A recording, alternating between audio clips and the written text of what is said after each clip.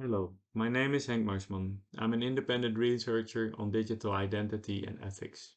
And in this poster submission, I'm going to present whether the capabilities approach is an operational lens to assess the impact of digital identity solutions on human lives. The case of Nadaka Mutu is just one example that shows that the impact of digital identity solutions on human lives can be both positive but also severely negative.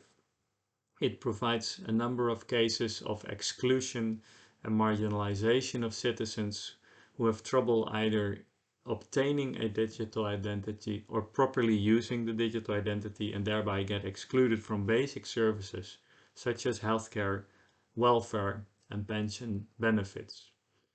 The question is whether the capabilities approach is a viable option to assess the impact on human lives of digital identity solutions. We thought it was, but first we need to assess whether it's operationable as a lens. So, based on a number of case studies where the capabilities approach has been used to assess this impact of technology on human lives, we were able to demonstrate how this works and that it is possible to use that lens. In the case of Nigeria, the capabilities approach was used to demonstrate the impact on the capabilities of pregnant women of the use of mobile phones. And it showed that it did not only expand the capabilities they had, such as enhanced access to services, emergency services, but also their voice and choice were enhanced to push for healthcare quality. But this approach of capabilities also demonstrated the influence of personal, social and environmental factors on the ability to convert these capabilities into actually being able to use them, actual functionings. And by that, it looked at the person in the context where especially the conversion factors also play a large role on whether this capability, in this case a mobile phone, was at all being able to be used and what made it possible or not.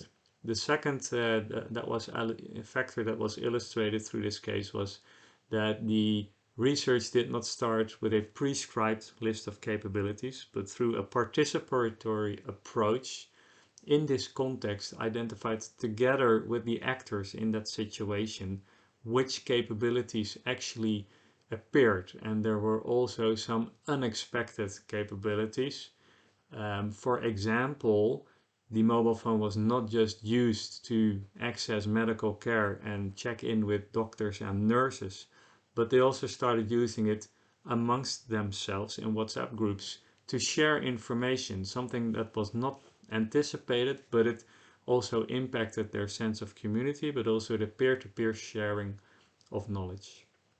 And there are a number of other cases where, for example, the impact of cloud computing on a context in Africa was assessed through the capabilities approach.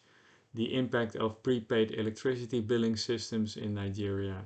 And these cases demonstrate that it is possible to operationalize the capabilities approach in a context to assess the impact of technology on human lives, but it's actually also providing interesting results and a different perspective than other perspectives. So what is next? Knowing that the capabilities approach can be applied, the next step would be to research further into in which specific context it would be a better framework than another perspective, for example, that of a legal approach, a data justice approach, an affordances approach, and several other approaches to assess impact on human lives. So with that, I want to thank you for your attention and I hope you find this an interesting bit of research.